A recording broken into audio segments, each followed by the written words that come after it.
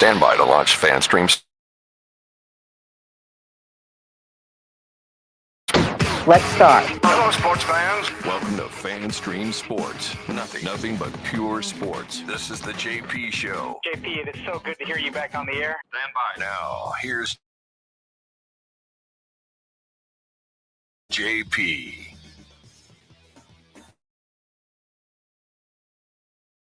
Show as we got lots of football to talk about today. We, by law, have to spend some time on the Rays, especially if Nick Geddes is on the show. And by the way, we have to have a big thank you to Nick Geddes. You might want to put some light on that pale face there, partner, from On3 Sports, who went to the Zach Bryan concert last night. And he did it well. He partied it up hard and is answering the bell this morning. He's playing hurt this morning, and we do appreciate it, Nick. Well done. Well done. It's an important quality to have. You got, like Ronnie Barber says, some days you just don't want to go. I'm already seeing. I messed up my office door, so that's already, that's just thrown off my routine right. Your Wi-Fi is freaking out too. I didn't hear no bell. We're here. Is your Wi-Fi freaking out? Is it freaking out? I think it is a little bit. Uh-oh. All right. Well, we'll hopefully get through it. Your Wi-Fi probably feels like your stomach right now. All right. It's calming down a little bit. I hope. Well, we got a big show for you today. We got lots to talk about from yesterday's Bucs Jags joint practice. We'll hear from Todd Bowles and Antoine Winfield on yesterday's practice. Major move made by the Atlanta Falcons. That, quite frankly, we talked about yesterday that I was hoping the Bucs would make this move, and they did not. And somebody else made the move, and I'm wondering if there will be a commensurate move from the Bucs for Hassan Reddick. We shall see. Major happenings here in the NFC South. We'll get to a bunch of college football as well, and we will talk about the Rays and all that good stuff. Good morning to you, Nick Geddes. Are you going to make it through? Yeah, I think I'm okay. I don't know if anybody had heard me, but my Wi-Fi, right when we started the show, gave me like the little buffering thing, which is funny because we were on StreamYard for like 20 minutes before this. Yeah, no issues. But I think I'm good now. But yes, I'm playing hurt just a little bit today, just playing hurt. But you know what? There's a difference between hurt and injured. And That's if right. You're hurt, there's always a chance that you could suit up and go. Yeah. So I'm here. Well, we're glad to have you. And Dr. Lugo will be joining us as well a little bit later on in the show. So if you have any questions about your health, your testosterone, your hormones, your nutrition, your workouts, any of that stuff, he is an absolute expert. So jump aboard and put your comments, questions in the comment section here. You can do that on YouTube, on Facebook, at the JP Peterson Show on Twitter, and we will get to all of that. So let's have some fun and talk some football here. So first of all, let's start off with the move heard around the NFC South as the Atlanta Falcons go get Matthew Judon from the Atlanta Falcons for a third-round pick, which I think is a steal. Now they got to go pay him. They got to give him a contract, which I'm guessing is probably going to be in the $14 to $18 million range per year. I mean, when you look at what Danielle Hunter got, obviously he's older than Danielle Hunter. I'm just guessing probably in that range. Couple of years. I think, the Falcons certainly have the cap room to do it. So I think it was a good move by them, especially since their third-round edge rusher went down with an ACL. So it was something that tells you that the Falcons are kind of all in. And, we talked about this yesterday in the last couple of days, whether the Bucs should go out and make this move. They have $20 million in cap room. Now they're trying to roll that cap room over to pay some of the contracts that they did this offseason. They're going to need that money to, when the Evans and the Winfield and the Wirfs and all these contracts kick in, they're going to need that money. So although they have 20, some of it's kind of already spent. But they have room. They can make it work if they want to make it work.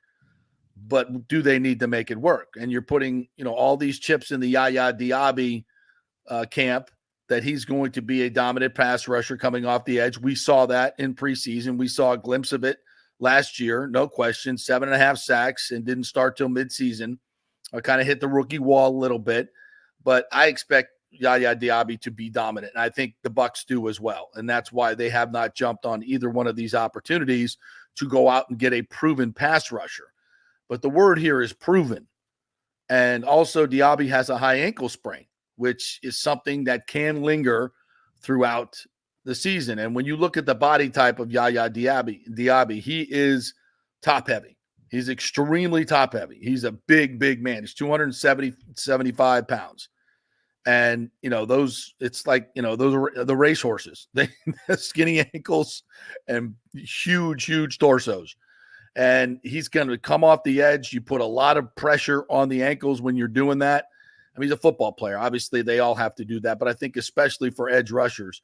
So is that really going to hang out? I'm not, wishing this. I'm not trying to be negative. I'm just trying to be objective here. Are the Bucs a better team with Hassan Reddick coming off the edge? Yes, they are. There's no question they are. I don't think as a football person you could say they're not. Does he fit into the locker room? Does he fit into the salary structure? Is it okay to go out and overpay for an edge rusher at this point? And, a third-round pick to the Bucs is a Jalen McMillan, is a Chris Godwin. But it's also, there's a lot of misses in the third round as well. So it can be a great pick, but most of the time it's not. Most of the time it's not even a starter. So where you at on this? I think this is a tough one for Jason Licht, especially now that the Falcons have gone out and made that move. Do you answer that move? Well, I mean, I would say, I do think the Bucs are probably a premier pass rusher away from being a true Super Bowl contender. I think we see playoffs, we see division, all those things, but as it relates to being a Super Bowl contender, I think they're a premier pass rusher away. And Hassan Reddick, I mean, he's a big name. What is it? 4 straight years, 11 sacks or more, all that stuff. And he did that with 2 different teams, obviously. I'm not crazy about the fact that he gets to New York and immediately it's, problems already after he wanted out of Philly. I don't like that. And I also really don't think he's going to get moved, though, because what leverage does Hassan Reddick have here? What leverage does he really have in this situation? I mean, the way I see it, it's like he's going to eventually just going to have to, if he wants to play football this year, he's going to have to eventually just show up and play if the Jets don't. And I think he might be overvaluing himself a little bit, and that's not taking anything away from the player that Hassan Reddick is, but he's 29 years old. Okay. He's going to turn 30 here in about 30 days or something like that. Is it obviously teams don't want to pay for the back half of your career for the production you're going to give them, because we know it's not going to be what it is now in your prime and what it was before. It's a little bit different with Judon and he's 32, by the way. We forget that. Matthew Judon is 32 years old. Right. It's a little different with him because I don't think he's demanding nearly the amount of money that Hassan Reddick is demanding.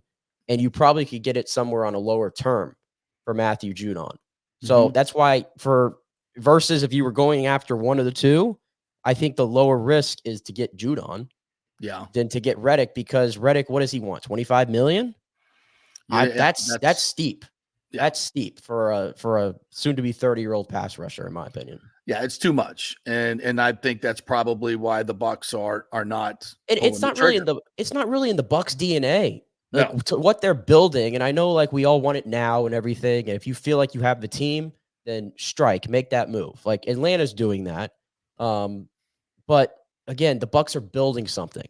The Bucs have the 3rd youngest roster in the NFL, while also having that group of 6 or 7 veterans that we know are here that are stars. I feel like it's just best to stay on that path than to bring in a guy who could be, he wants to get paid right away and stuff like that. And I don't think it's time for that necessarily in the Bucs locker room right now. I would agree. And it does come down to the money. And if he wants, $25 million or even close to that, then that's a hard no for me, because again, this money, a lot of it is already, earmarked for the players that you already signed. So, and you want to be able to have some flexibility next year too, and go out and get somebody. And the Bucs, may not say this, but I think it's fair to say that this team will be better next year than it will be this year. Because this draft, especially if you add another really good draft class and you start stacking draft class, they've got 2 really good draft classes in a row. I mean, we haven't seen these players, these rookies, in this draft play in a real NFL football game. But damn, I mean, what we've seen in practice and just the fact of the guys that they were able to get. I mean, did you see? And we'll play this in a second. Might as well play it right here. Speaking of the draft class, Elijah Klein, a 6th-round pick.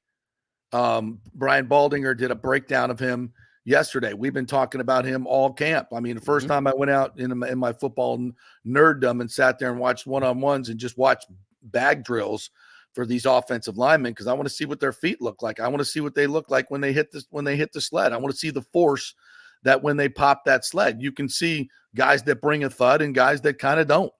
And Elijah Klein brings a thud. And that has to do with technique and timing and athleticism. They're all big, but it's kind of like, you've seen big guys hit, be power hitters and some not. You've seen little guys be power hitters, and that's because of the timing and the technique that it all comes together at the right time. The hips move, the legs move, and the hands move at the right time. That timing and technique is a talent, and this kid's got it. Let's go ahead and roll the Baldy tape here. The Buccaneers drafted Elijah Klein, the left guard here, number 79, in the 6th round at a UTEP. He's a minor. And you watch him in this game. He played 66 snaps. Look at that. He came in the second quarter and he just did that. He moved bodies and he stayed on his feet. A big body. Here you go. You mugging the A-gap right here. All right. Back misses, little protection right here. But he does a good job right here. Kyle Trask hangs in there and makes this throw to Jarrett for 28 yards. Great throw and catch. All right, now you just watch him right here. Watch him pushing Zach Carter, the Bengals' 3rd-round pick last year. You push him right up into the lap of the linebacker. Take care of the down man first, then get to the second level. He did that repeatedly. And then he went to right guard in the 3rd quarter. So he went left guard, right guard in this game. And he would finish out the game. You watch this right here, this push. Look at his feet. Like, watch as Sean Tucker rips this run off. Like, the Bucs didn't get runs like this last year. Right. But they're getting movement this year. All right? And then all the way to the final minute of the game. This is the game-winning touchdown right here. Where do they run? Look at the push on the nose tackle right here. Just get movement. See when he hits them, how they Jefferson move? will figure out where the softness and the daylight is. And they punch it into the end zone in the final minute. And everybody, a little push right there from Elijah Klein. That's a good opening game debut for a 6th-round pick at a UTEP. Yeah, just nailed it. I mean, you just see guys, and you saw that double team, and he moved up to the second level. Right. See, he and Barton get the movement, and then that allows him to get up to the second level. Last year, you got no movement. Hainsey couldn't move anybody. And so you have a stalemate right at the point of attack, which clogs up everything. There's nowhere. Oh, why isn't Rashad White breaking tackles? There's nowhere to freaking go. And these guys just seem like, between Barton and Klein, and I'll throw Malk in there as well, they're just so much more athletic of a profile than what the Bucs, Bob Hainsey and, Matt Filer and Nick Leverett. Like, I mean, respect to all those dudes. But listen, that was your guard center combo for a lot last year. And then we're sitting here wondering why the Bucs have the worst run game in the NFL. And then you see this, albeit just a preseason game. But I mean, what's really impressive there, and Baldy hit on it a lot, it's like when he touches people, like they move. They move. And it doesn't look like, by the way, he's doing it at like some crazy force, by the way. It's literally just one touch, and those guys are going. I saw 53, the nose tackle for for Cincinnati on that last play, literally just teleport right to left on my screen by one little shove from Elijah Klein. And then I love there he gets nasty. We love to see from the O-line. I mean, 6th-round pick, and he looks like, to me, he's further along in his development than I think any of us thought.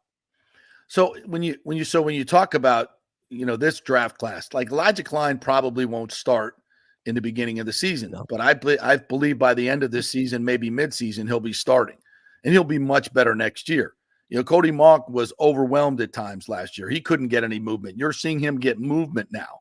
And a lot of that is because when you get a center that can get movement, and you got 2 guys that can actually move people, then you can bounce up to the next level. It's a complete game changer for the run game. Yeah, and it feels like too, like they're like, and I'm trying to like think back to last year, but it looks to me from a schematic standpoint there of watching some of those, like they're doing a lot more pulling and stuff like that, up bit. front. Those were all pretty much zone plays, but we've seen some of that in practice, and I do think you're going to see a lot more elaborate blocking schemes. Yeah, with because this they have the athletic more line. athletic guys to do it.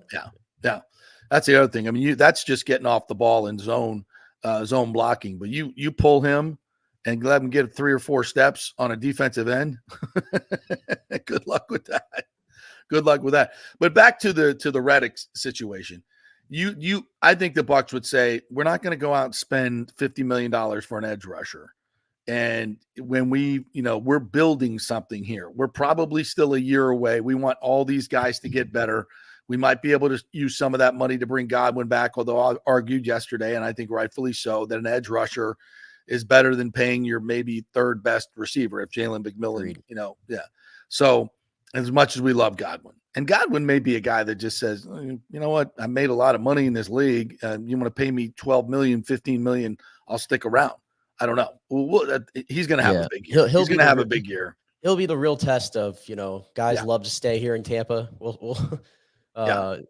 Chris Godwin will be a test for that, because I actually don't think he's going to be here next year, really.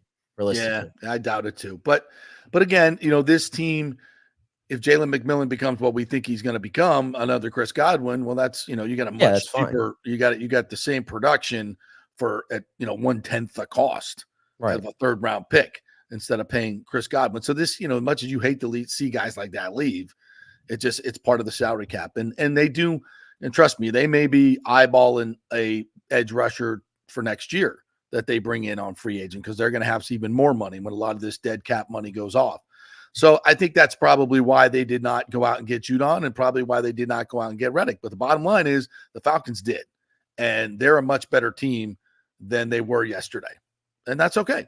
I mean, that's football. Now, would we have loved to have Judon for a third round pick and, much less money? Yes.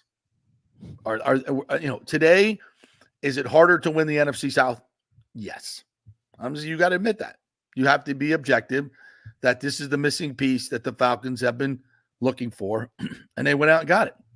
I mean, thank God they didn't spend that first round pick on something that's going to help them this year. And they're going to get nothing out of their draft, like nothing. Right. And meanwhile, the Bucs are probably going to get Barton, Tyke, 2 starters. Jalen is a starter, going to be a starter for the most part. So that's 3 starters. I think Bucky's going to get plenty of work. He's going to be contributing, no question about it. Elijah Klein eventually may be a starter, and Devin Culp is making this team. Devin Culp, with the way that he blocked in the opening game, the way what we've seen in practice, to me, he's better than O'Keefe. He's better than I think he's probably, and Payne Durham got a knee yesterday. No damage. I like where Payne Durham is, though. I don't know if I'd go as far to say he's better than Payne, but I don't think they have they don't have a true 1 tight end, but I think they have 3 just sort of I don't want to call them just bodies, because they're better than that, but you know what I mean. I think they've all been impressed, though. Like Otten too, from everything I've seen, seems like he's had a great camp too. Otten, I bet every one of his overs, folks, he's going to have a humongous year if he stays healthy. No question about it. Yeah, and as Williams says, I'll go ahead and tell you right now, their first round pick is going to be an edge rusher next year, depending on how injuries go and the draft falls. We're a long way away, but yeah, that is their most pressing need. There's no question about that. So, and listen, if Diaby cannot play at a level, does it ruin the season this year? No, they'll figure out the pass rush, but it's going to weaken their secondary, because Bowles is going to have to come up with, as he always does, a lot of different schemes to get pressure. But when you're doing that, you're leaving your back end open, and I want to leave your back end open. Right. So, yeah. I mean, it kind of puts a lot. I mean, I don't want to put too much on him because he's a rookie, obviously, but I mean, just given what we saw from Yaya Diaby last year as a rookie, it's hard not to look and say, okay, Chris Braswell, what's his role going to be now? And I don't think he's.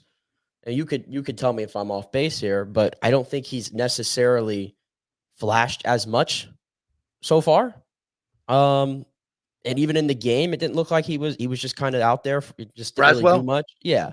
Like I don't think he you've got really a seen couple. those like big No, flashes from him yet. in the game, it was kind of odd. But I heard Bowles talk about this. He dropped a lot. Like he was dropping in pass coverage a lot, Right. which is not something. And Light even said this on the Ira Kaufman podcast. By the way, Jason Light will be joining us at some point on this podcast. He said that they're working on that because that's his weakness right now. He never did that at Alabama or very rarely, and it's part of the package. You got to be able to drop into pass rush if you're an edge rusher for this in this scheme. Not a lot, but you have to have the ability to do it. So I think yesterday they let him rush a little bit, and he got some wins. He got some wins one-on-one yesterday against the Jags. Remember, he's going against Tristan Wirfs a lot. That's true. you know, he's not getting any wins there, and he's not. Maybe in a couple of years, but not right now. And when he goes against Gedeke, that's another damn good tackle in this league. So he's going against two damn good tackles every time in practice. I don't think you're going to see a lot of flashes. Now he'll go against the second team and get pressure. So let's wait till the end of the praise. They really like Braswell. They like what they've seen. They see a lot more than we do. So I'm not. But yeah, I don't think he's flashed a lot. I wouldn't say he's flashed a lot as much as some other players. So anyway, as far as this Judon thing goes, look, the Falcons have taken a lot of hits. So if you look at the team in general, I'm just going to say this. The Falcons could be a hell of a lot better right now had they not gone out and gotten Penix at quarterback. And I understand why they did that. They could have played their cards much differently in terms of the quarterback, not spent the money on Cousins, maybe brought in a Justin Fields instead. And I think, drafted a wrecker off the edge in the first round, done some other thing and had lots of money. They didn't bring in Kirk Cousins at that ridiculous contract to go out and get even more proven free agents. I think the Falcons played their hand as poorly as they possibly can in terms of what they had available to make their team better. Now, will eventually Michael Penix become their long-term quarterback? Maybe. Will he be good? Maybe. What you could have really done if you're the Falcons is what I just said, and you would be an immeasurably better team this year. So I think the Falcons whiffed on multiple opportunities to improve the team that already had a pretty good roster.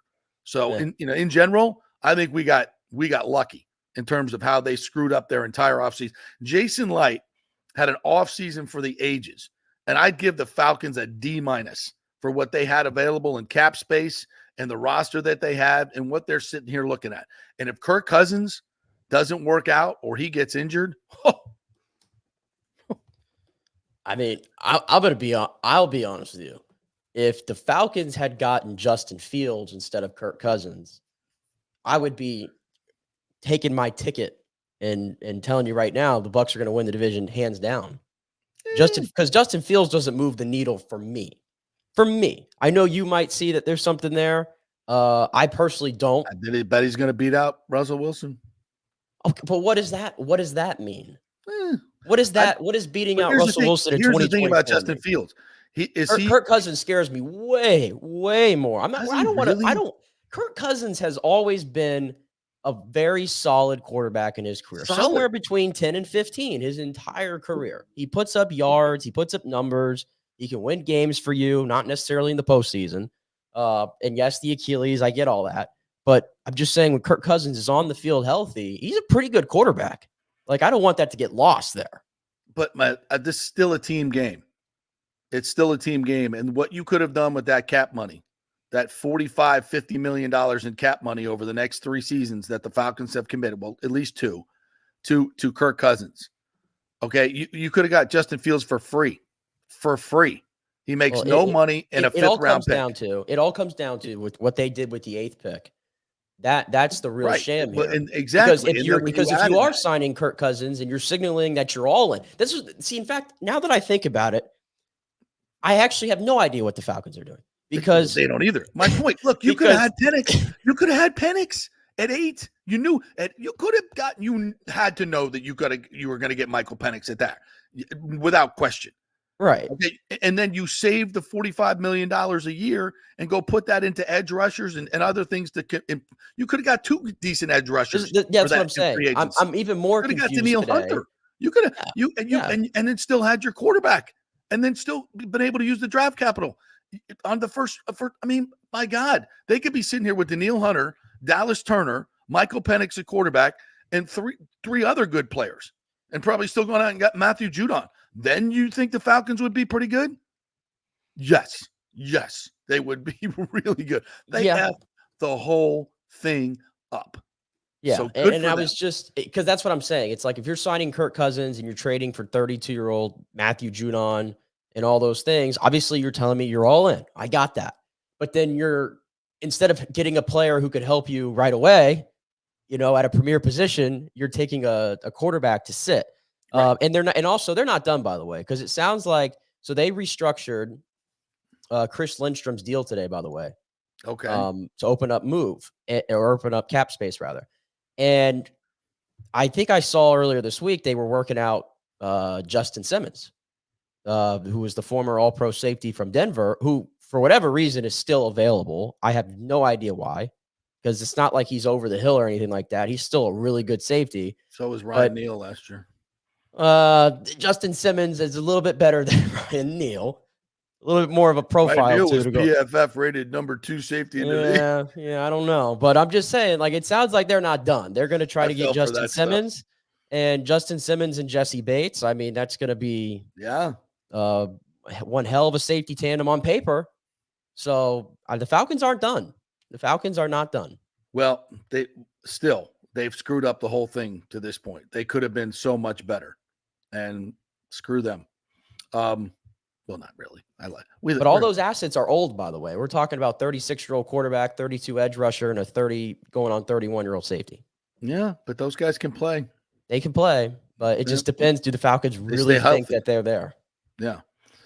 All right, before we get into the Rays, we can do that in the next segment. Let's get to some of the great comments we have this morning. You guys are jumping on it. John Hill says, with Mike Evans injured in practice, he walked off but came back in practice. He's fine. Funderburk in a walking boot. Heard that. Walking boots don't scare me anymore. Guys wear walking boots after games just to give their feet a rest. It's kind of weird. Rick chiming in says, 3rd round for a proven DN. Yes, please. JTS will never make it. If salary is right, Reddick would be an upgrade of skill and nastiness. Yeah, but I think Nick is right. I think he's trying to get a Danielle Hunter deal, and that's too much. That's just too much. Yeah. That's going to screw up your entire salary structure. William Madden says, how about draft pick next year for DN? I don't think there's any question about that. Bill Madden, they're going to be looking for an edge rusher next year. Salary is right. Less money with no taxes versus New York or Philly. Yeah, but still, if you're looking for the $25 million, and even $20 million is too much. I think it's too much a year. At this point, it's a risk. I mean, the edge rusher is so important, but I think the Bucs feel really good about where their pass rush is right now. Yeah, it is. I just don't want to pay for somebody who I know is going to decline in a couple. I don't want to get. Christopher Cole was right yesterday about Braswell had 4 sacks. So if Braswell, they feel like Braswell is going to be really good coming off the edge. So if you have Diaby and Braswell, don't forget we put a 2nd-round pick into this kid, so we've already invested. And Anthony Nelson, is sneaky good. He's sneaky good. He's going to get you 6-7 sacks a year. James says, I agree, JP, but Falcons did make up for the draft by getting an elite edge rusher. They did, but they still didn't play their hand correctly. They're a better team today than they were yesterday. There's no question about that. But are they still good enough? We'll see.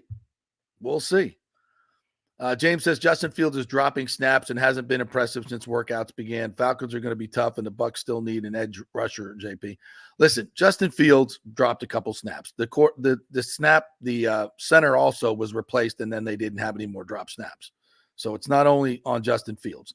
But, yeah, if you think Justin Fields is a terrible quarterback because he dropped 2 snaps in preseason, I'm gonna disagree. I've seen enough for him to be that he's competent and could get better. I think he could get better in the right system, especially with the run game and what the Falcons have as weapons. But they also took Michael Penix. So either way, you take either one of them. But my point is the Falcons effed up big time. That's a good comment down there. Which one? Hit it. Jeremy Lowe just dropped it. No, a JPP return is not ideal. He's past it. But it does kind of remind me that the Bucs, I guess I forgot about this. And this was a big move that Jason made, right? This was like now that I think about it, that was really what kickstarted, I think, Jason when he got on a roll where he was making every move that was the right move. And JPP, when they got him, what was he, 28, 29 at that time? 29. Yeah, and people thought his best football, I guess, might have been behind him too. Right. So remember, he started I think he started in the league when he was 20. Came out of USF at 20 years old. Right. He had a lot of tread on his tires, but we forget how really. Oh, he was critical. He was very critical to the room, 3 or 4 years. Leadership, to the room, and his play. But I don't think Hassan Reddick is that, though. Based on the way Hassan Reddick has been. We have 2 Super Bowls. The Bucs have 2 Super Bowls. And right. Rich McKay was roundly criticized for how much money he gave Simeon Rice. They don't win that Super Bowl without Simeon Rice. No way. No way. He was an absolute monster coming off the edge. Not the greatest at the run game, but whatever. Dominated in the Super Bowl and the playoffs. Simeon Rice, without him, they don't win it. And without JPP, I don't think they don't win. That's how key. You got to get, but they believe Yaya Diaby is their Simeon Rice and their JPP. Right. That's what I say. I think the difference at those times was the Bucs didn't have anything in the chamber at all. I think they were they didn't have that guy in line. Nope. Where now they have it and multiple guys. That's what they think. That's what they think. So, right. And it's, and if they believe that in their hearts that their scouts are right on Diaby, and I think they are, I think we've seen enough from him to understand that, and he's still raw, super, super raw. I think that's why they're not going to go out and bust their salary cap wide open when they may not need to. Right. And I think that's fair. I think that until I will say this, and Hassan Reddick may be available midseason. If you get 6 games into the season and Diaby can't play and Braswell's not who you thought you were, and there may be some other edge rushers that come available. Yeah. Yeah. Then maybe you make that move then. But if you went out and Diaby's a monster coming off the edge and Braswell's getting pressure as well, plus the 2 guys, Vea and Cansey in the middle, who we believe are both going to be better pass rushers this year, not to mention your Todd Bowles blitz packages. With Tyke Smith coming off the edge, we've seen that, and I think they'll find a nice role for Deloach to do that as well. I think they feel really, really good about that. And if they go through 6 games and it's not working, then maybe you make a move. But at this point, I just don't see how you go out, give up a third or maybe even a second for Hassan Reddick, and then have to bust your salary cap to pay him. And he's I don't want to say he's a malcontent, but clearly it's been about the money for him. It's been about the money for him. So 2 organizations now have had issues. Do you really want to bring that into Camp Kumbaya? No. Yeah, and 2 organizations, by the way, that are quote unquote Super Bowl contenders too. Yeah, and I would say Philly's a good organization, especially Howie Roseman knows what he's doing. When it comes to building a roster, he knows what he's doing. I won't say that about the Jets. The Jets are idiots. I was going to say, it's funny how the narrative flipped. It's like now he's a Jet. So now it's like, oh, it's not a Hassan Reddick problem. It's a Jet problem. It's a Joe Douglas problem. Well, that doesn't make any sense to me. You give up a 3rd-round pick for a guy.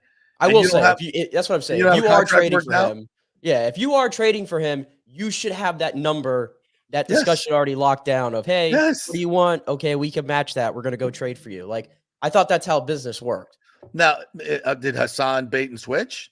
Did his agent say, yeah, we'll work for that? And then they get there and Hassan sees the Danielle Hunter trade and goes, nah, I want more. Although the Danielle Hunter thing happened before the Reddick trade. Maybe that's why, Philadelphia said, yo, you want Danielle Hunter money? No, we're not giving it to you. We'll ship you out. So the Jets should have known. The Jets should have known.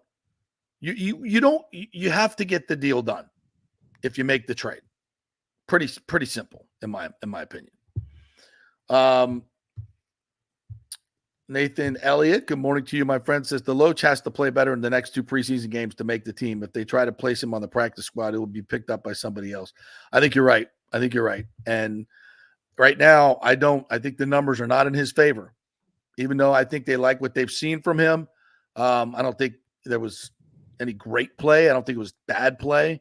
Sometimes you're a linebacker, you don't make some plays in a preseason game. It doesn't mean you play poorly.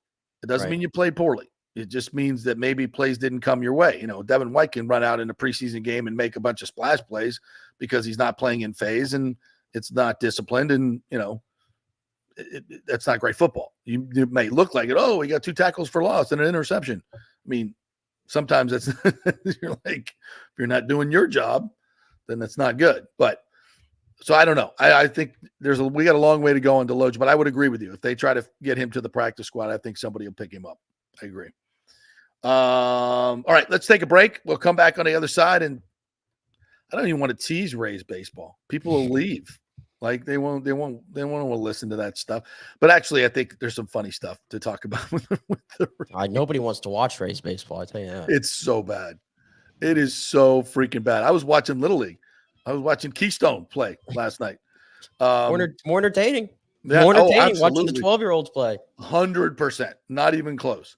All right, we're brought to you by the Jeeves Law Group, JEEVESLawgroup.com. Scott Jeeves, great attorney, great dude. We hear him all the time on this show, telling you about the FSU legal situation.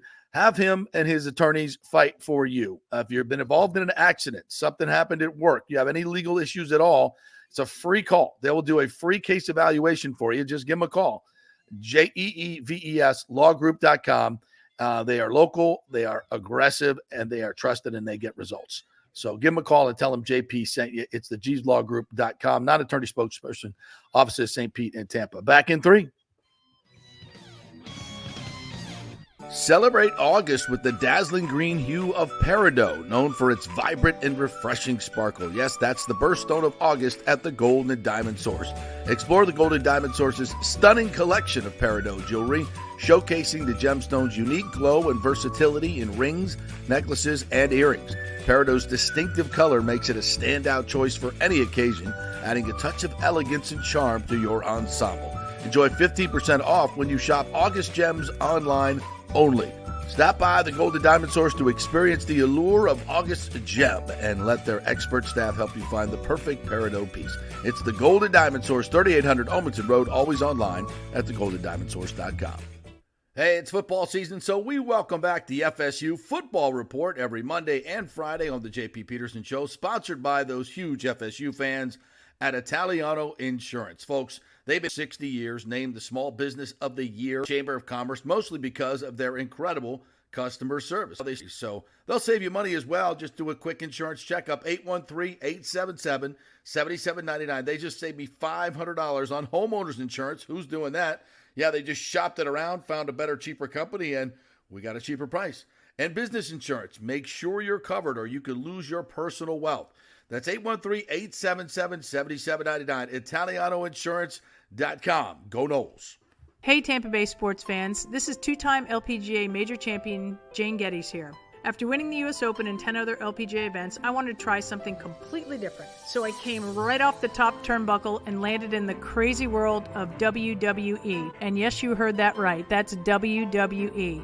Working for the Vince McMahon as the VP of Talent Relations for the company. Now, though, I want to work for you. Everything I've done in my life, I've done with incredible passion. And now I've turned my focus to leading the best real estate team in Tampa Bay, the Geddes Gordon Group with Keller Williams in South Tampa. If you're looking for a new home, an investment property, or looking to sell your current home, we will give you major championship level service. When you choose Geddes Gordon Group, you become part of our inner circle, like family. So if you're looking for a few golf tips or a golf course view, we're going to stripe it right down the fairway. Call me at 813-485-6808 or go to gettysgordongroup.com, or again, give me a ring at 813-485-6808. 08. JP here for Third Generation AC and Plumbing. And Third Generation really says it all, folks. The owner, my friend John Rodriguez, has been in the AC and plumbing business since 1995. They built their business on honest assessments and doing great work on time for a great price. Simple, right? Did you know many AC techs are incentivized on big commissions to sell new AC units and you might just need a drain cleared? So if you want someone you can trust, that's John Rodriguez and Third Generation Services. Check out the 5-star Google reviews. If you have a plumbing or AC emergency, call 813-961-8024 and a human will answer the phone. That's 813-961-8024 or go to thirdgenerationplumbing.com. Ciao, Paolo Tini here, owner of Caffè Paradiso, one of South Tampa premier traditional Italian restaurant. We were recently voted number 3 on Open Table list of Tampa Bay's top 10 restaurants. We're very proud of that because we take great care of preparing each dish by hand with homemade sauces, pastas, only the freshest local ingredients. You won't see the big institutional vendor trucks pulling up to our back door. We get our seafood from local vendors. Sometimes I even drive out to Topper Springs and pick out our daily catch right off those boats. So stop by and say hello. Try our traditional lasagna, the fresh veal, some of our signature dishes like capelli al granchio, that is angel hair with lump crab meat, our branzino, that is a sea bass. We're located at 4205 South McDill, and you can make a reservation on Open Table and read all the great reviews. See you soon. Ciao. Grazie. Let's go. Right now, back to the show on FanStream Sports. I'm done. I'm scared to hear what you're about to say. I just yelled, "Oh my God!" so loud. Ashley's like, "Oh my, what happened? What's wrong? What's wrong?" I'm watching in the break, Stephen A. Smith show, and I got it on my TV here too. I didn't have audio though. You had the audio, it seems like. And I can't. Like, who's the blonde girl at the end? I can't remember her name. Is it Nicole Briscoe? It's Nicole Briscoe. I think. Those they're doing some kind of first take Sports Center mashup. Talking about Colin Kaepernick. And she just said, and Michael Leaf said the same thing. You don't think Colin Kaepernick's not better than some of these backups in the NFL? And then Nicole said, you don't think the Vikings are going to play Sam Darnold? You don't think Colin Kaepernick is better than Sam Darnold?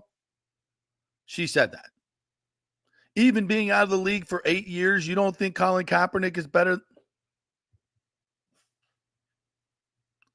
I mean, how much do you love your job? How much do you love your job that you have to support the narrative like that? Dude, I know you don't like getting into politics, but this is I did have a take. This is so freaking ridiculous.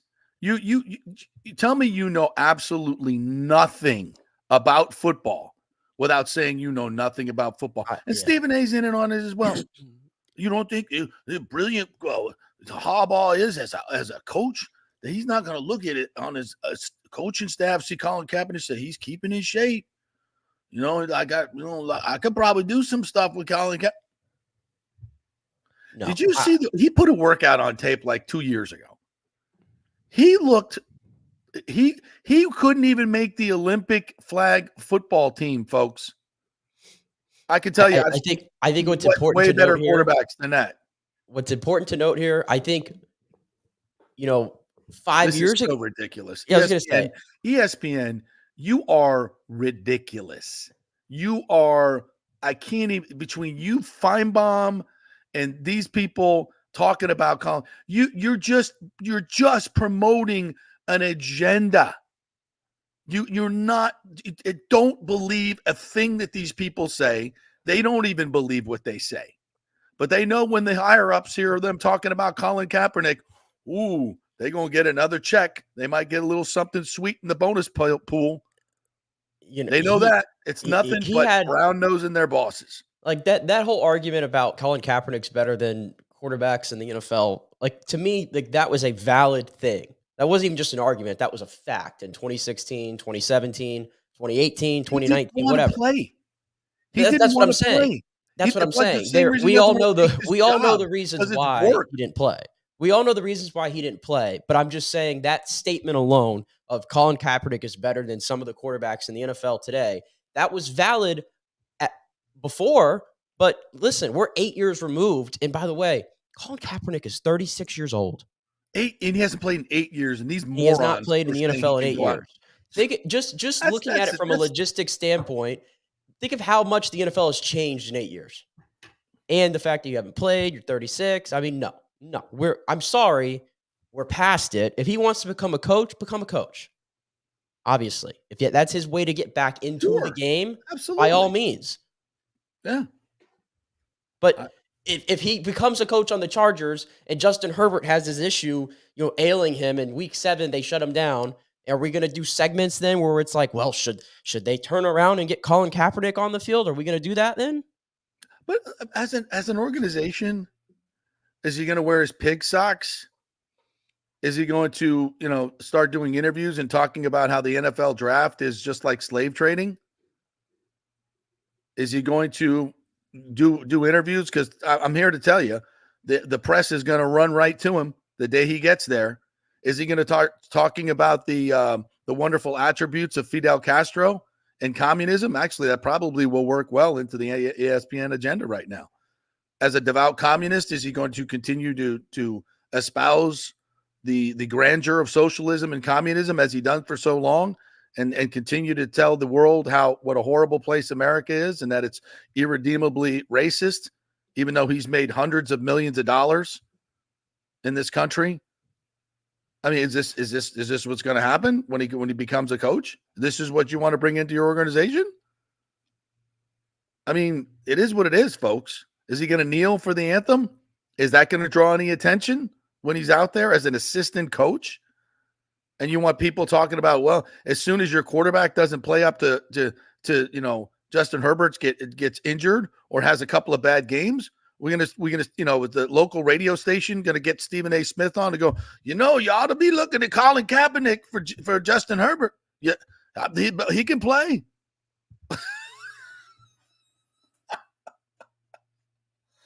Are we serious right now? Are we freaking serious right now? Come on.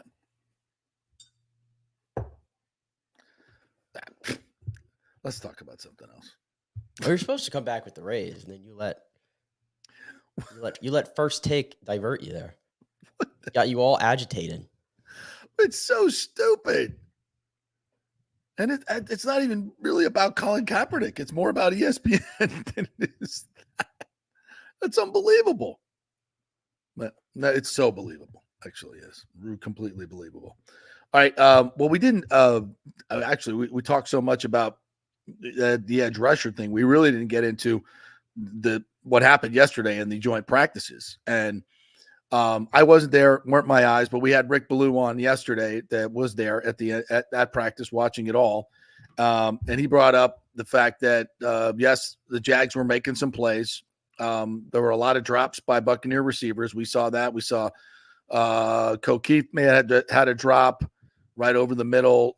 Who else had drops? There were a lot of drops. Evans had some drops. Trey Palmer had some drops. And folks, this is part of why I believe these guys should be playing in preseason games, because you're getting contact, and you're getting contacted probably a little bit more aggressively than you do by your own teammates in practice. And it's also in your head that you're going to get popped. And that's part of learning how to catch the ball in traffic. When you know you're not going to get popped, it's a lot easier to catch football. And so I think this is a reason why we need to see them playing. And Bowles even said it, and Joe Bucs fan brought this up, Lee DeCamper brought this up, is that Bowles was, talking about they're not going to do one-on-ones because our receivers and corners are nicked up. So, you want to protect them. But then you're also saying we got to toughen up. Well, how are you going to toughen up if you're not playing these guys in a game? I think it's a valid question to ask. And it's something that coaches have to deal with on every how do you get your team ready? Mike Tomlin likes to, strap it up and let the guys get after it. Andy Reid puts his starters in for almost a whole quarter last week in the first preseason game. To me, that's, as Tomlin says, if you're gonna box, you better spar. you better you gotta get him in the fire. And now you say, well, look at what happened to J.J. McCarthy. It's football, man. That can happen. That can happen 4 snaps into a season, Aaron Rodgers. And maybe you could argue Aaron Rodgers not playing a lot in the preseason left him susceptible to that injury because he didn't build up the needed strength. I don't know, right? You can argue it either way. Guys are going to get hurt in this league. It's just part of it. But what I do know is if you don't put them in the fire, they're not going to be as good when they get to week 1. We had this discussion last week. Every team, like I said, the Rams seem to win all the time, and they don't play a single starter. The Chiefs, on the other hand, play all their starters, and they win a lot too. The Chiefs already are. The Chiefs lost their number 1 receiver on the first play of the preseason. Yeah. And by the way, that injury, if you look into the seriousness of what that was, crazy, very dangerous injury. Marquise Brown. He sounded like he was diagnosed with some long thing, but it was basically like he had a broken clavicle or fractured clavicle. For the year with a fractured clavicle? No, he's not out for the year. Okay. But from what I was reading, apparently because there's all these different blood vessels near it, if it had gotten dislodged a certain way, I guess, and it it could have potentially popped one of those blood vessels, and it would have been a really dangerous situation for Marquise Brown. So that's why he had to go straight to the hospital after the injury to get care. So that's what I'm saying. But I think he's out for 4 to 6 weeks. But that's my point, though, is they put him out there, and it's the first play, and now, boom, you're without your new shiny toy for the first at least 3 weeks of the season. Yeah, but anyway, yeah. But I would like to see the Bucs toughen up too. And that means you got to coach them a little bit harder and get them a little bit more. Well, didn't Bowles say what he probably thinks they're going to play in that aiming for that third preseason game? It sounds like. Yeah, it's so close to the season though. You still got 2 weeks, almost 11, 12 days before you play. But I don't know. I'd rather they play in the second preseason. They're going to play extensively. I'd rather it be in the second preseason game. That if you sprain an ankle or something like that, you got a little bit more time for game 1. So we'll see. Again, you got to freaking get them ready for week 1 because this team has got to get off to a fast start. The middle part of the season schedule is a gauntlet. So they got to come out 3-1, 4-0 out of the first 4 games, in my opinion. If they did it last year. They did. And it gave them some pad, right, to be able to come back in the end of the season. So, yeah. So just in terms of what happened yesterday, I liked it. I want to see, as I said yesterday when Rick Ballou gave us his opinion, I think the Bucs needed with this Camp Kumbaya, they needed a little smack in the face to say, okay, maybe we're not as good as we think we are. Maybe everything isn't, sunshine and rainbows. Maybe we need to bust our ass a little bit more. So I think that's good. It came at a good time. And I want to see what their response is today. And we'll start looking at some of the reports as they come in on Pewter Report and some of the others and give them full credit, as we always do. By the way, Pewter Report doing podcasts each and every day from Jacksonville and after the game. So I highly recommend you go get there. I believe they start at 4:00 today. Scott Reynolds and the whole group are in Jacksonville. So they'll have a full wrap up of what's going on there. So I love their discussion they had last week with Raheem Morris was great. Yeah. Love hearing from Raheem. Some good stories, why it didn't work out here, being rivals, all good stuff. So I hate that we have to root against Raheem. It sucks. I do too. Love Ra. I'm really pulling for him. He I'll tell you what though, he got I bet in a private moment. Because when they announced the Penix thing, it's like he wasn't all in. Just body language. He's a defensive guy. You don't think he wanted the edge rusher? Of course. Yes. I don't think he looked at the depth chart and said, what do I got there? Caden Ellis? What are we doing here? Alice Turner still on the board? Yeah. So I they're gonna be good. They're gonna be good. And they got an easier schedule than the Bucs, obviously, but they could have been so much better. All right. Anything other stuff yesterday? Oh, and as Rick Ballou said, interior, Vita Vea was unblockable yesterday. The Jags interior line is a lot like what the Bucs was last year. And they went out and got a veteran center. Still didn't help them out yesterday. Golston had a big day. Vita Vea had a big day. Obviously, Kalijah is still hurt, and I don't like that. We don't know. I haven't even know if they've disclosed what his injury is, but he hasn't practiced in a while, and he's probably not going to play this week. So that's starting to bug me a little bit. He needs to be out there on the field. Yeah. I guess what another observation that I've seen going around, I guess it's already going around today. Pewter Report said that Brian Thomas Jr. has been essentially the Bucs secondary has not had a good couple days. And Brian Thomas Jr., the rookie from LSU in particular, it sounds like it's going on again today. He's burning them again. So torching them again. Now, a couple of those throws they said yesterday, especially the deep throws, would have been sacks because they don't hit the quarterback. They allow the quarterback to go through with the play so that everybody can get a rep. So yeah, and I love that. So, we think Zion McCollum's going to be a good corner. Is he? We think Jamel Dean's going to really have a great year. Is he? He can't catch the football. And I have not been impressed with Jamel Dean in practice. Every time I look up, somebody's catching a ball on him. But I know he's good, and I know he's PFF ranked number 3 or number 2 in terms of covering receivers man to man in terms of separation. But doesn't mean you're making plays on the ball. It doesn't mean if you're right next to the guy and you're allowing him to catch it, that's not great. That doesn't work. You got to be aggressive to the ball. So, yes, it's been Camp Kumbaya, but and by the way, yes, as Jeremy Lowe says, Brian Thomas is a beast, but he's a rookie. We don't know yet, but we think we know, and he's going to be pretty damn good. Man, how the hell did FSU beat LSU twice the last 2 years with Jaden Daniels, Brian Thomas? AP, are you freaking kidding me? AP, I don't know how FSU doesn't deserve to be in the back 10. I just don't know how a team from a third-rate conference could beat a team from the Southeastern Conference. I can't believe that happened. And you said it happened twice? It happened twice. It happened twice. FSU, that terrible FSU team doesn't deserve to be in the top 10. They're 4-0 against the SEC the last 2 years. Huh. Well, I'm sorry. It's crazy. Yes, they're 4-0 in the regular season. Yeah. Did you know that? Did you know? If anybody ever talks about 63-3 in terms of football analysis, you get disqualified from having any football knowledge whatsoever. Yeah. I don't care, and that includes you, Mr. Feinbaum. Honk honk. Yeah. And did you know, by the way, that when you go 13-0 the year prior, did you know that? And then you return next year as the number 10 team right now in the poll. That apparently that means that you have to play Miami and you have to play Notre Dame. And you have to play Florida. They don't have to play you. 5-7. You Miami. have to play them. Yeah. You beat 45-3. Florida State has to play Florida. Ooh. Who's a debatable team? Debatable of what? The Southeastern Conference. Because it's the SEC. Does he? I mean, it's so. That was last year. We were saying this all the time. Oh, they're 4-0 against the SEC. Oh yeah, but they could never play in the SEC. Oh, okay.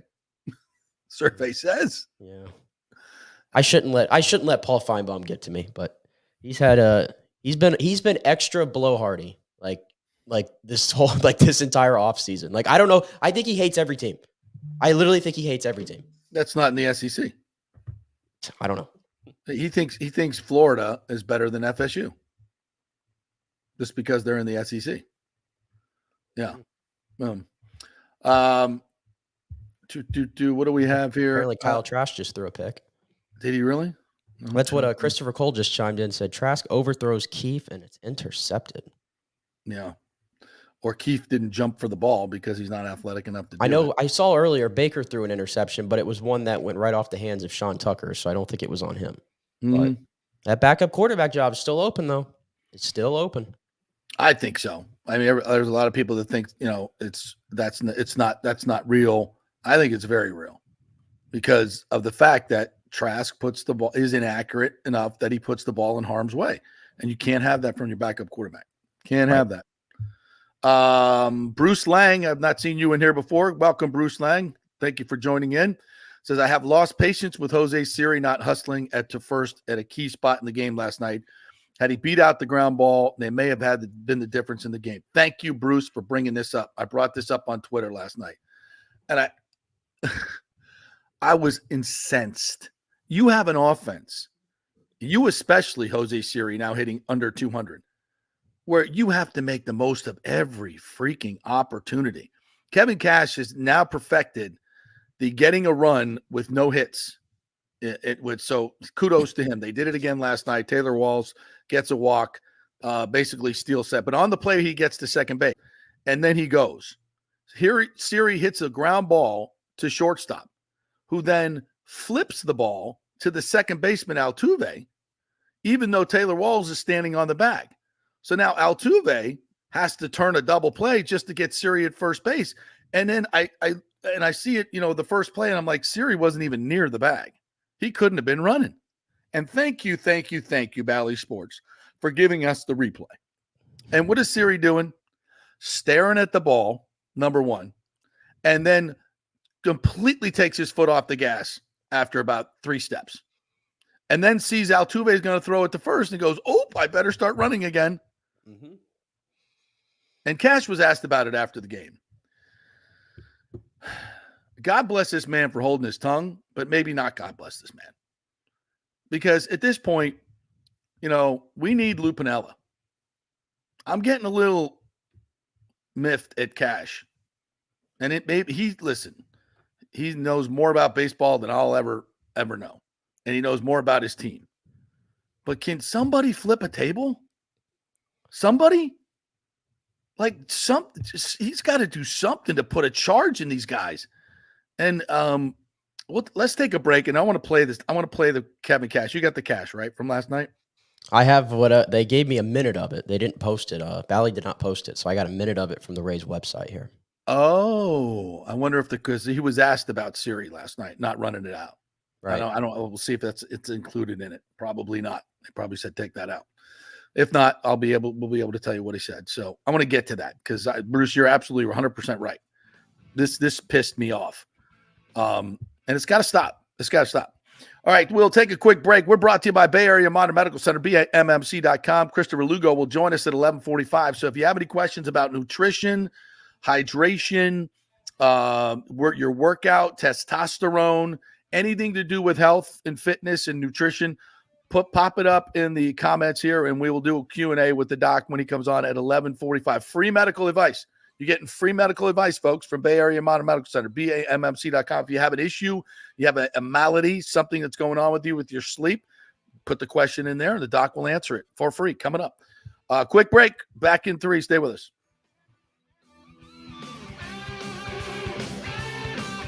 Hey, it's football season, and we welcome back the Gator Report every Monday and Friday, sponsored by the Jeeves Law Group, JEEVES lawgroup.com. Just go to the website. You can contact them through there. Scott Jeeves is a tremendous, aggressive attorney and a big Gator fan, so we appreciate him supporting this show and, of course, your Florida Gators. They are local, they are trusted, and they get results, whether it's personal injury or anything else, any law matter at all. It's the Jeeves Law Group, JEEVES lawgroup.com. Give them a call. Tell them JP sent you. All right, this is for all you guys who don't want to go to the gym and do 5,000 crunches. At Bay Area Modern Medical Center, you can get on the new True Body machine where you can reduce fat and tone up your muscle. It's like doing 54,000 crunches in just 15 minutes.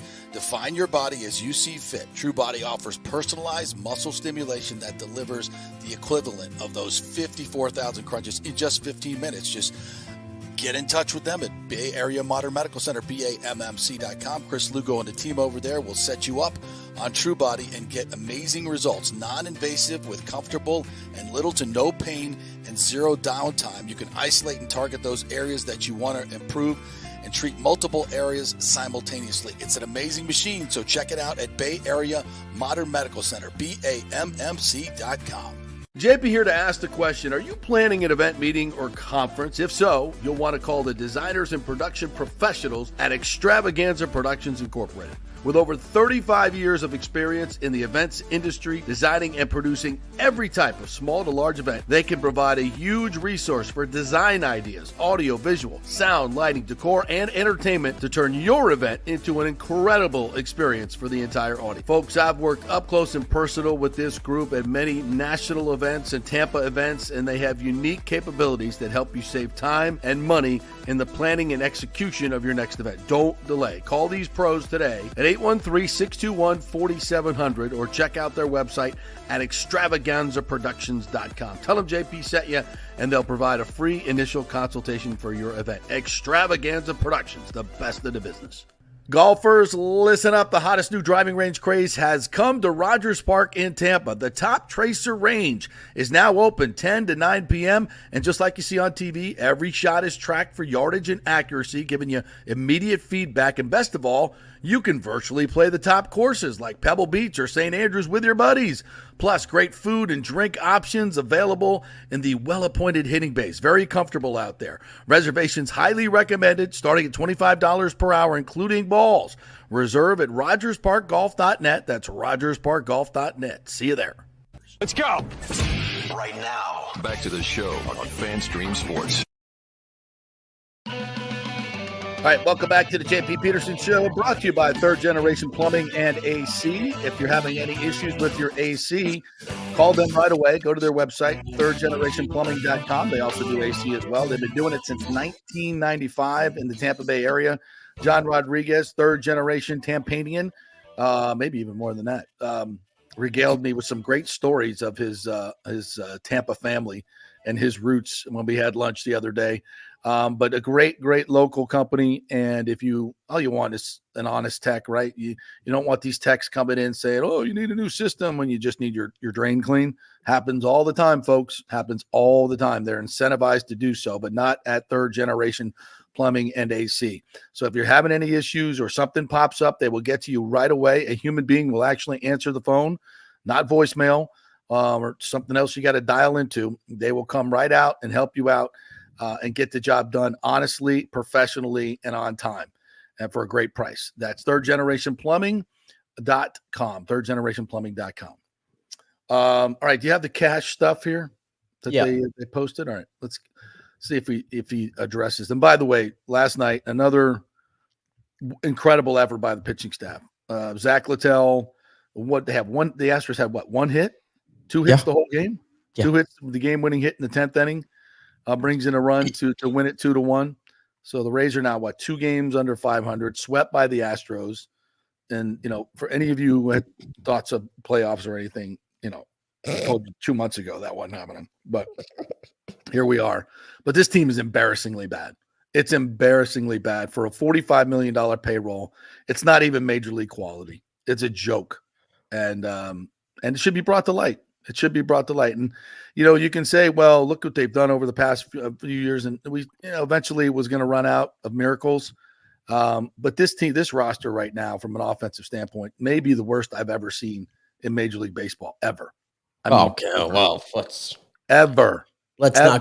not be hyperbolic. Worse than the White Sox. Let's not be hyperbolic today. It's not that. Since the trade deadline, they've actually have scored the least amount of runs in baseball. So you could say that since the trade deadline. Okay, since the trade deadline. But no, they gave away their 3 best hitters. They are not the Chicago White Sox. Nobody is. The White Sox scored 12 runs the other night and beat the Yankees. When's the last time the Rays scored 12 runs? It's more about the Yankees, I'd say. Okay. All right, here's Cash.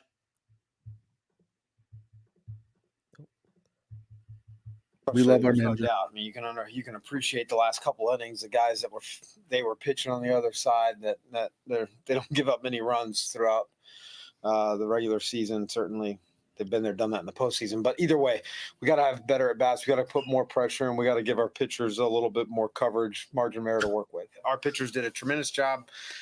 With Lit, it was more or less just kind of we got the off day, got a chance to be aggressive, use that to our advantage a little bit. I mean, we all know where he is at an inning standpoint this year. You know, Scott, he's probably not getting enough credit in their bullpen over there. He's doing some pretty good things. Got pretty nasty to Ben and threw him 3 changeups that I think Ben fouled off the last one. But yeah, I mean, any opportunity that is not coming through is very much magnified right now because we're just not putting much pressure on pitchers. I mean, the first 5 innings, we just didn't have much hard contact at all. You know, they're doing everything they can to get out of it. And, you know, when you're trying to get out of it, going against the Houston pitching staff's probably not the most ideal thing. But saying that, we can represent ourselves a little bit better at the plate. I think well, I'm very confident in that. It just, it's not coming easy right now.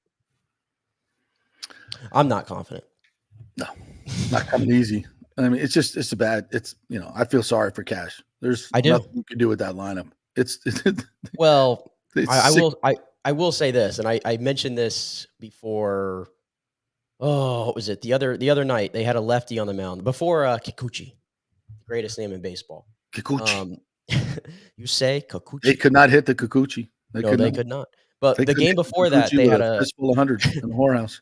The game before that, I think they had a lefty on the mound, and I looked at the lineup that Kevin Cash sent out there, and I understand he doesn't really have the best, you know, options to work with, but I saw 5 guys who were hitting under 200, which happened again last night, by the way, and Brandon Lau was sat against a lefty, and did you know Brandon Lau is hitting 348 with a 652 slugging against lefties this year? Why would you sit him then? And he's your best hitter in your lineup. And it ain't even the close. Only hitter in your like, why was he sitting? You're the only major league hitters in your lineup. Why is Brandon Lau sitting?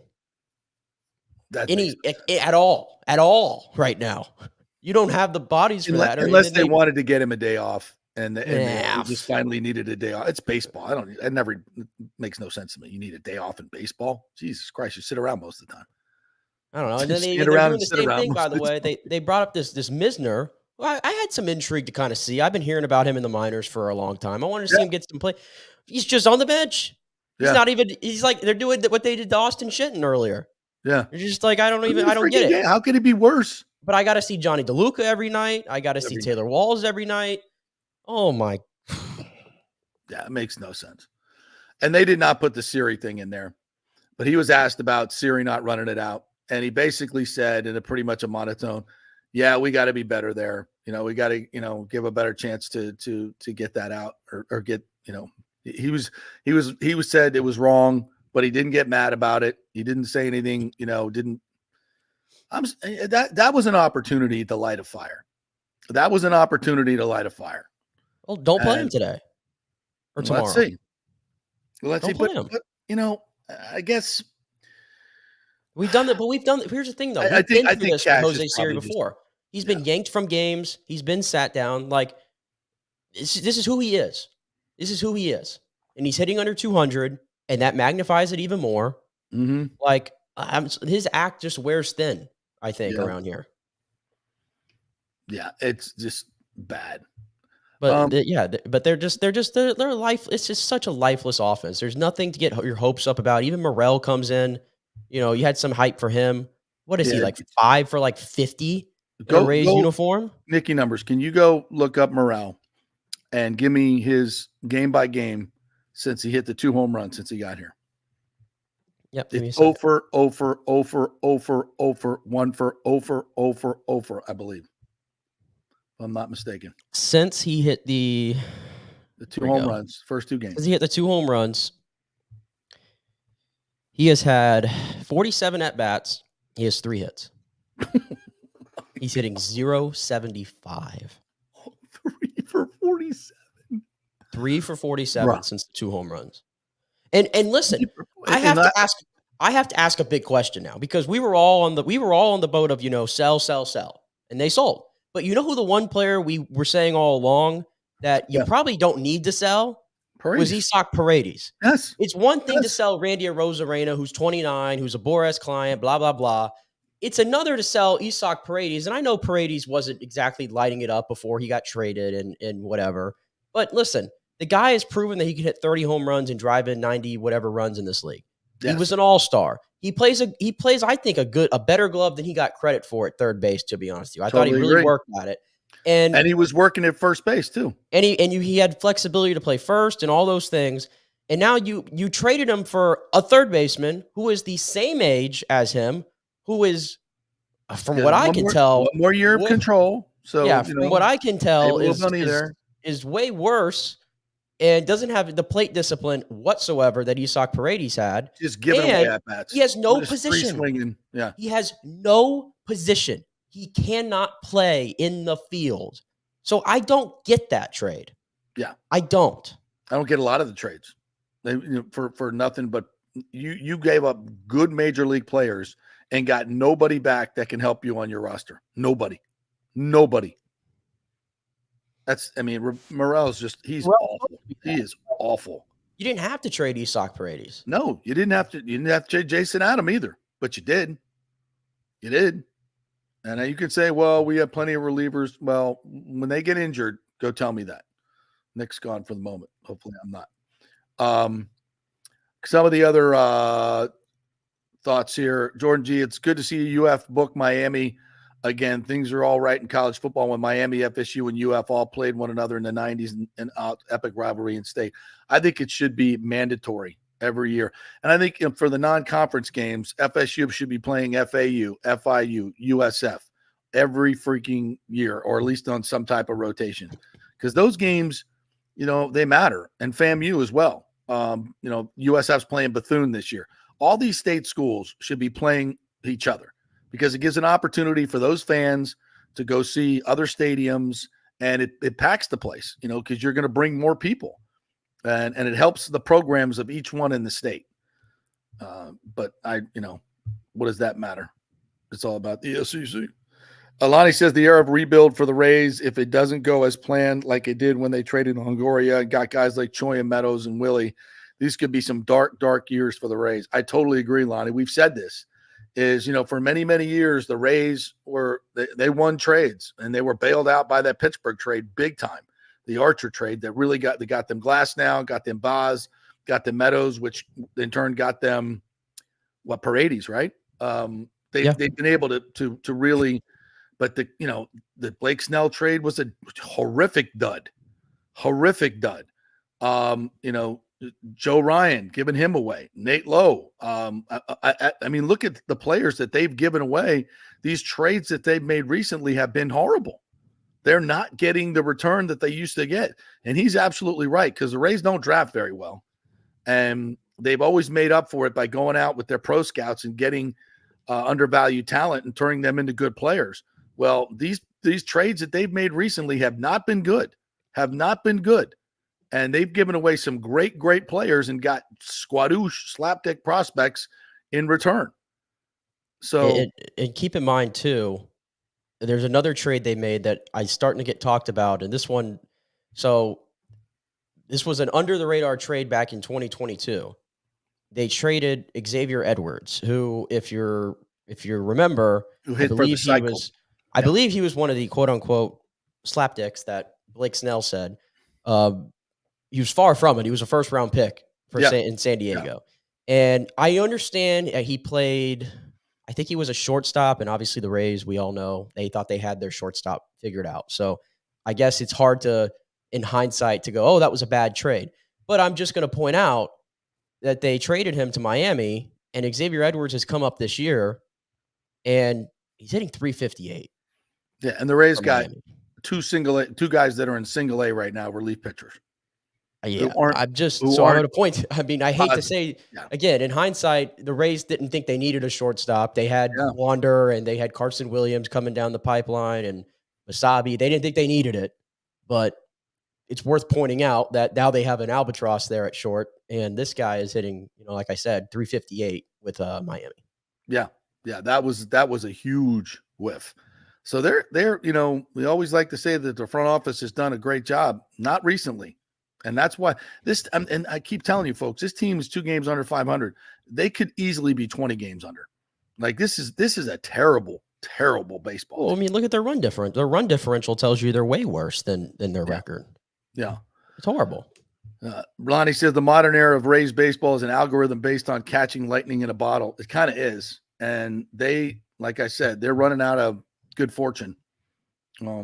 I mean, all this has taught me, like everything they've done is, we thought we were setting themselves up to go and compete next year, right? Reset everything and try to come back next No, year. no. But Stu said it was all about this year. They were going all in to yeah, get the that's vote, right. to get the vote. Yeah, it changes And all as the soon as time. they got it, I'm But going to have a $90 million payroll and keep all the players you love. And as soon as I get that vote, they're all gone. yeah, And I'm back I to just think what 45 we have to million. accept is that we thought they were making moves to like better themselves for next year, but this all to me is looking for 2027. It's going to be down the line because Yeah. the offense, the pitching's going to be great. We all know that. But Where's the the offense offense, coming from? where Yeah. I don't see the immediate upgrades next year because, you can tell me, well, the Rays freed up $55 million. You think they're really going to spend that money on offense? No. No. You know what they're going to do? They're going to go dumpster diving. Yeah, That's and what they're they're going going to to do. say, "Oh, we're letting our younger players like Caminero and Carson Williams and we're letting our Meisner. We're going to let them play their way, and by the time we move into the new stadium, they're going to be really good because we have a $700 million mortgage now. They're already talking about that." William Madden asked if they need to change the manager. I say no. Hardy, no. Look at these batting averages, bro. Like, what is he supposed to do with this team?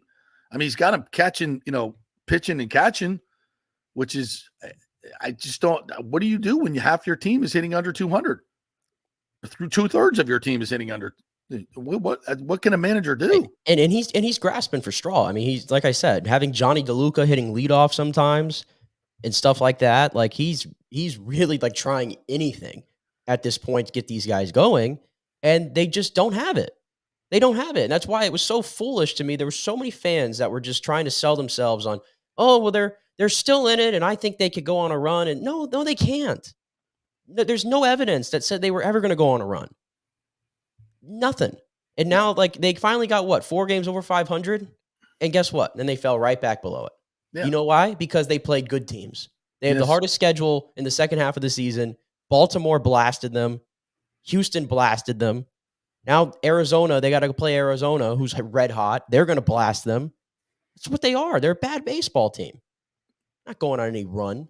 And the other part of it is they're so boring. As Rick says, they're missing a huge advertisement gold mine. Any sleep disorder apnea just put all over this broadcast. Absolutely. I feel sorry for our friend Rich Hollenberg and Doug Wechter. Is like they have to come on these post-game shows and like, what are you going to say? What can you say? It's mind-numbing. They got to fill a half an hour saying these guys can't hit. They pitch great. They can't hit. Nothing you can do about it. By the way, Josh Lowe had a great year last year. What's going on with him? That's a big problem because that guy last year, and again, a lot of it has to do with the fact that he's got no protection in the lineup. I think it's protection, and he's had some injuries this year, and I think it was from the beginning. It just kind of he never could get into a groove, and now you're in a bad offense. Everybody knows you're one of the better players there, so you get pitched differently. I just think it's kind of a lost season for him at the moment, but I'm not giving up on him. I mean, we saw what he did last year. I'm not giving up on him. No, not yet. But it's an alarming sign. It's an alarming sign. Jordan G says the Rays are a 500 team and have been all season. Could always be worse. Mediocre is frustrating as a fan because they give you brief hope in streaky periods, just like the Bucs last season were a 500 team. Yeah, but you could see in the Bucs that they had some more talent on that team. And I thought last year their coaching was holding them back tremendously. But I think hopefully they've changed that a little bit. And we've talked about that. The Bulls is a little bit more confident this year, and hopefully he can be more aggressive as a game manager. James says, if Cash had a pair, he would tell management he is done playing Siri. That's what Cash should do, but he won't. It's also why he is a very low-paid MLB manager. I think he would like to. Yeah, I do think he would. I think he has always been a good soldier for this franchise, and he's probably fed up with it.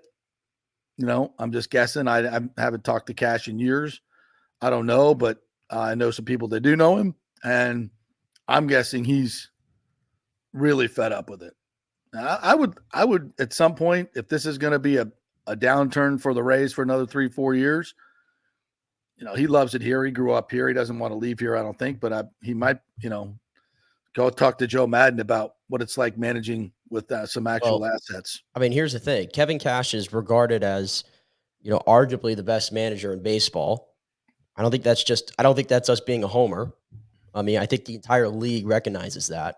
So what's to stop another team that has a better situation long-term than the Rays from inquiring about Kevin Cash and giving him a big contract to make a jump? And what if Kevin just says, hey, you know what? I've been here for 10 years. We've done a lot of great things, but maybe it's time for me. Yeah. I don't want Kevin Cash to leave. I'm not advocating for the Rays to fire him or anything like that. Absolutely not. I'm just saying it comes down to Kevin Cash if he would want to make that call based on the outlook of this team at the moment, because he's too good of a manager to be having to send out these lineup cards day in and day out. I agree wholeheartedly. Bruce asked this question: why not bring up Jake Mangum, who's hitting .328 at Durham? Couldn't be any worse. I think for September, it'd probably be a September call-up, although they usually just go to relief pitchers. I mean, yeah, why not? Any of these AAA guys that can actually put the bat on the ball, it can't be worse. Worse than Johnny DeLuca? It's mind-boggling that Johnny DeLuca has made it the last 3 months on this roster. Yeah. It's crazy to me. And I think this is definitely true. It says, I was all in on the Rays making trades, but they traded the wrong players. Randy, yes, but Itzhak, Eflin, and not Siri? Yeah. Well, I don't think anybody wanted Siri. But, yeah, I wouldn't have traded Eflin. I don't care what you say about Jeffrey Springs coming back. You need depth, and at $18 million, he's cheap. He's cheap at $18 million. It's another Charlie Morton situation. And you trade him to your freaking division rival, and he comes in and shuts you down. Like, who does that? What organization trades your best pitcher to a pitching-starved team within your division? The Orioles. Like, here's exactly what you need. Step right up, and don't even get a major leaguer in return. What the F? Like, I mean, I will say the especially when you look at that trade and you look at what what Miami was able to get from Baltimore for Trevor Rogers, and Zach Eflin's a far better pitcher than Trevor Rogers, and Miami ended up getting Kerstad and Connor Norby, Stowers and Connor Norby, who are two guys who are ready to play now. Yes, and were their top two of their top prospects. Like, I guess when you compare it from that standpoint, Miami definitely got the shinier return than the Rays did. Yeah. And guys that can help right now. Yeah, that is what I'm saying, though. If you just analyze everything, it's clear to me that the Rays, it's not about really 2025. It's going to be about 2026 and 2027 and all down there, because now all of a sudden they have the number one farm system in baseball again. Yeah. Which gets you what? Squadouche. When you don't pay it off at the end, having a great farm system is good because you can bring some players up and then augment them with big time free agents and build a winning team. But the Rays never make that next step. They never. Well, the other side of that is they have more guys in the chamber now that they can use as trade bait if they want to go make those moves. But will they do that? Trade bait for what? Good players that make money like Eflin? They won't do it. They won't. It's all about money. So sad. All right, we'll take another break, come back, and we'll do a little college football when we come back. Talk a little, and we'll go around the NFL with some other stories around the NFL, so we can do that. We are brought to you by the great folks at Italiano Insurance. Just heard a couple friends the other day bitching about their homeowners insurance going up $1,400. $1,400. By the way, what do the insurance companies do with all those years that we didn't have any hurricanes? Weren't they supposed to put that money away? Now they tell you they have to raise your rates because they are paying out money. Oh, weren't you supposed to keep that money? Anyway, go find an insurance company we saved $500, and Italiano went out and did all the work. They found another company that was more suited to us. A great company, saved us $500. There are new companies coming into Florida because they can make money here because the rates are so high. So take advantage of it, switch companies, and you don't have to do the work. Italiano will do it for you. 813-877-7799. And please tell them JP sent you over there. Also, they'll do the same for your auto insurance, the business insurance as well, whatever your insurance needs are. Italiano Insurance, been in business for over 60 years here locally. Great customer service. Great local folks. 813-877-7799. Back in 3.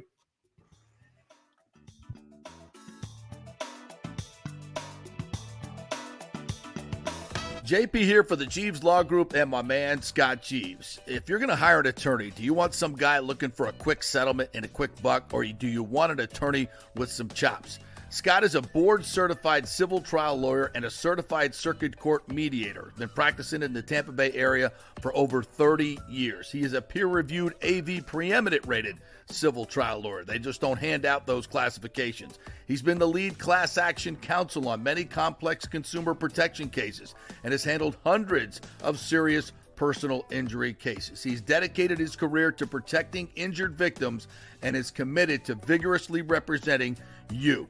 We're local, we're trusted, and we get results. Personal injury and personal attention. Call for a free case evaluation. That's 888-9-JEEVES. That's 888-9-JEEVES. The Jeeves Law Group.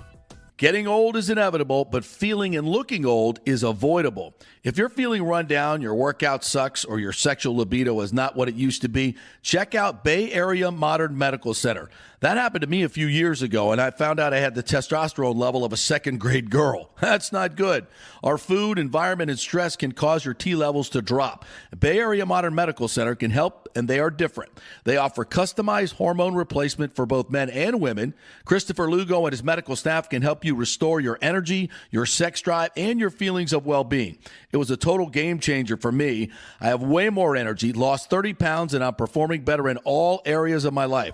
Nobody wants to talk about sexual health, but it's key to a balanced life. We offer discreet treatments with real-world results. So if you're suffering from a lack of interest in sex, ED, or lack of sexual stamina, Dr. Lugo and his staff can help. Take your health care to the next level at Bay Area Modern Medical Center, 844-977-3477 or BAMMC.com. JP here to ask the question, are you planning an event, meeting, or conference? If so, you'll want to call the designers and production professionals at Extravaganza Productions Incorporated. With over 35 years of experience in the events industry, designing and producing every type of small to large event, they can provide a huge resource for design ideas, audio, visual, sound, lighting, decor, and entertainment to turn your event into an incredible experience for the entire audience. Folks, I've worked up close and personal with this group at many national events and Tampa events, and they have unique capabilities that help you save time and money in the planning and execution of your next event. Don't delay. Call these pros today at 813-621-4700 or check out their website at extravaganzaproductions.com. Tell them JP sent you, and they'll provide a free initial consultation for your event. Extravaganza Productions, the best in the business. Take your business or nonprofit to the next level with the power of video. Red House Streaming offers complete field production services. Our experience and expertise has you covered every step of the way wherever you want to go. From initial concept to final delivery, we'll handle it all and bring your vision to life. As your all-in-one production partner, we offer comprehensive marketing packages that not only showcase your brand, but amplify your reach. Contact Red House Streaming today. Hey, if you love golf and the new Top Tracer virtual golf experiences that have taken the golf world by storm, well, you're going to love the new Top Tracer range at Rogers Park in Tampa. It combines the fun of competing virtually on the world's greatest courses like Pebble Beach or St. Andrews with an outdoor range experience to track your ball, not just hitting it to that net. I love it. They have great brand new spacious covered bays, huge fans blowing down. It's very enjoyable even when it's hot. So grab your golf buddies. Great price, $25 an hour up to $45 at peak times. Balls are included, and you can also play the new short course for just $9. It's all at rogersparkgolf.net. To reserve a bay, go to rogersparkgolf.net. I'll see you there. Let's go. Right now, back to the show on FanStream Sports. All right, welcome back to the GAP Peterson Show here, brought to you by the great folks at the Gold and Diamond Source. Guys, you can shop there too. It's not just for the ladies or getting stuff for the ladies. Guys wear jewelry too. It's very fashionable these days for guys to wear jewelry, whether it's rings, necklaces, watches, of course. Go get that baller watch. They have a great selection of Rolexes, tags, all the big names right there, new and used. So that's a great place to go do that. And you can trust them, obviously. These are real watches, you got to worry about that. You go buy to another store that's not been around, you don't trust them. Those things could be fake, and you're spending, $25,000 on a fake Rolex. That's a bad idea. Go to somewhere that's been there for 40 years and ain't going anywhere. That's the gold and diamond source. Same thing goes with diamonds, folks. You never know if they're real, right? It's hard to tell these days, but they are real at the gold and diamond source because you can trust them. So go, guys, go shopping for your lady or shopping for yourself at the Golden Diamond Source, 3800 Alberton Road, always online at thegoldendiamondsource.com. Perusing the X machine, the Peter Report guys are championing the Bucs run defense and how much better it is. You saw it against the Bengals, and you've seen it all camp. Take Devin White out, who can't get off a block, and put KJ Britt in and JJ Russell. You're going to have better run defense. Plus, you got Vita Vea slimmed down. Will Golston, who's still a monster. Yeah, their run defense is going to be good. Excited about that. Kyle Trask throwing picks. Baker Mayfield said the run game looked great today, but they got to clean up some execution on the offensive side. Todd Bowles championing the run defense as well. Also said Chris Braswell has been excellent since he's come on. He's been one of the most pleasant surprises and is getting better and better. Another reason you won't see them trading for Hassan Reddick. So those are your early reports on Bucs Jags Part D. Are you frozen, or do you have something else there you wanted to say? I was frozen there for a second, but I think I'm good. Okay. All right. We played a little bit. We're going around the NFL. We talked a little bit about this yesterday. J.J. McCarthy out for the season. I thought he was going to be maybe a few weeks in with a meniscus there, but they saying he's out for the season. So Sam Darnold is in for your Vikings. It's going to be their starter. I think he was probably going to start the season anyway, but JJ had such a great first game that maybe that was going to change. But I'm a little surprised they're calling the season already with a meniscus tear because those don't typically take the whole season. I guess it depends. They don't know until they actually go and do the procedure. The severity of it. The severity of it, and I guess he required one that needed a full repair. So I guess that's going to put him out for the whole season. So the Minnesota stock is not high for me because Sam Darnold as a starting quarterback and the year of our Lord 2024. I'm not into that one. I'm not into that one at all. And I hate it for JJ because what a start. What a start he had to his career. I went back and watched every throw that he made in that game, and I thought he was really dialed in. So that's definitely a blow for him and for Minnesota. Yeah. A lot of this stuff going around the league, by the way. And of course, the Bucs in Camp Kumbaya have avoided injuries for the most part. And we'll hopefully see. There's some things I want to see. We'll talk about this tomorrow in the second Jacksonville game. And I think the backup quarterback job is very, very interesting. And I wonder if Wolford's going to get the start. I don't think Bowles has said yet, has he? I don't think he said anything, but if that would be pretty jarring if Wolford got the start. You think? Be honest with you. It would be jarring because that would be like a signal, to everybody, oh, this is real. And I asked Bowles on Monday or Sunday if it's real, and he said yes. It's a competition. It's a real competition. Why do we think it's not? Because Kyle Trask has been, he was a second-round pick. So you put some equity in him. And he's been here for 4 years? This is his fourth year now in Tampa Bay. Mm-hmm.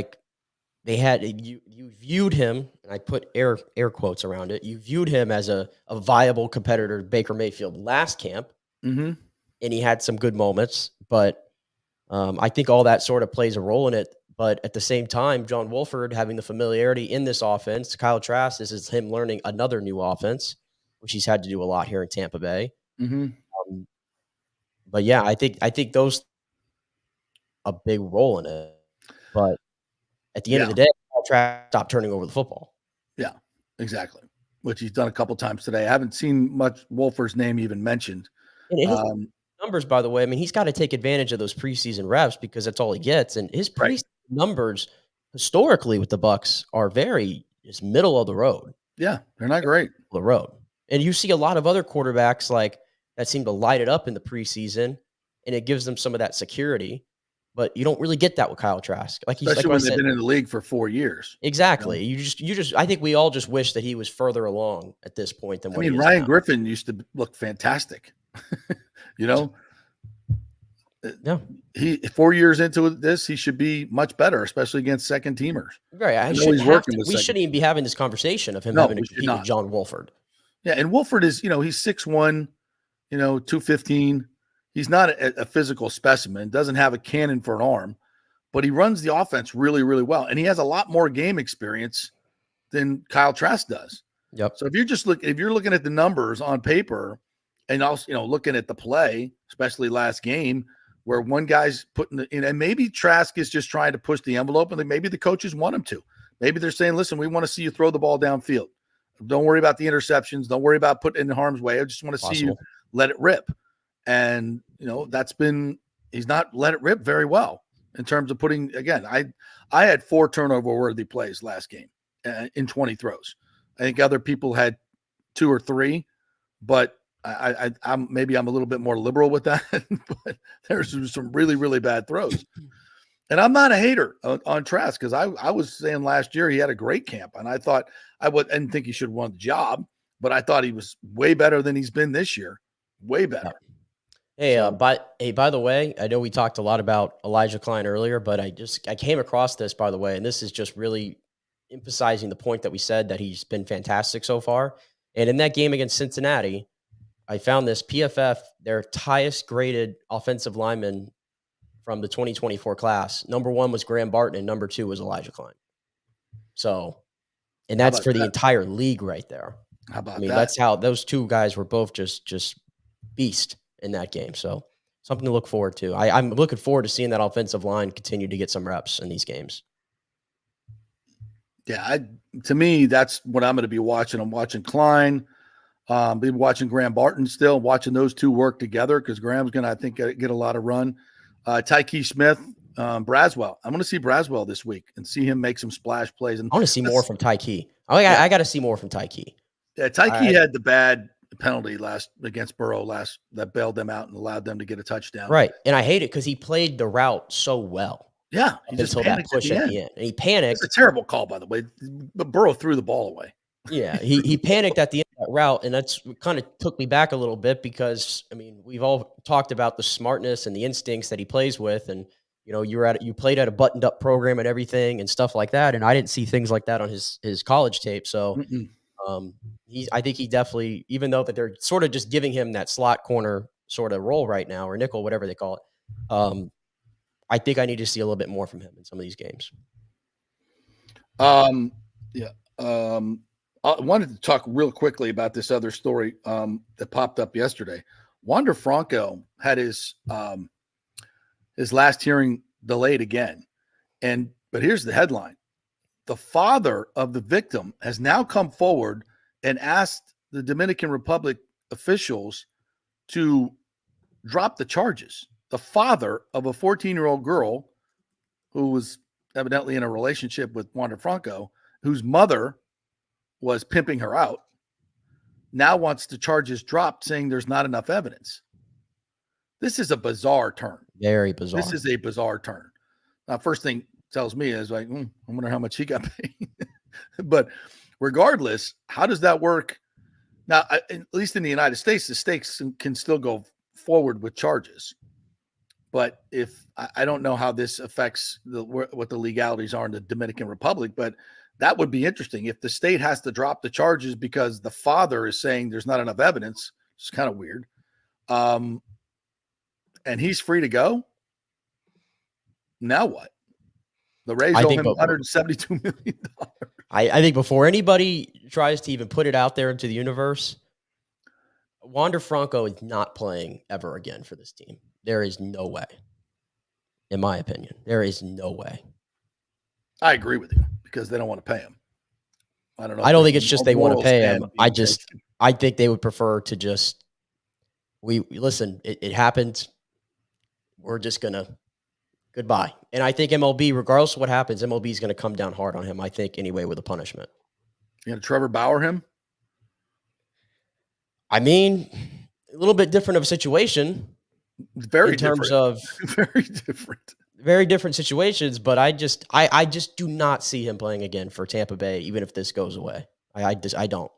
But it's a very bizarre case. It's been hard to like get a read on it one way or the other of what's going on. Obviously, it's very hard to get the reports out of the Puerto Rico, and how it relates to our legal system.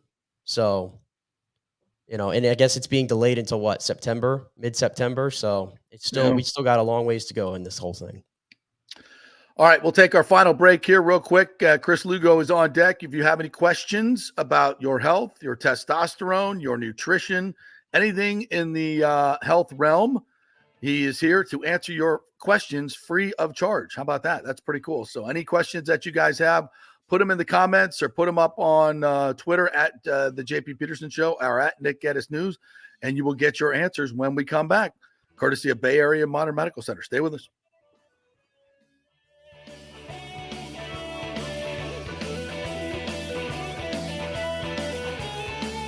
Hey, it's football season, and we welcome back the Gator Report every Monday and Friday, sponsored by the Jeeves Law Group, Jeeves lawgroup.com. Just go to the website.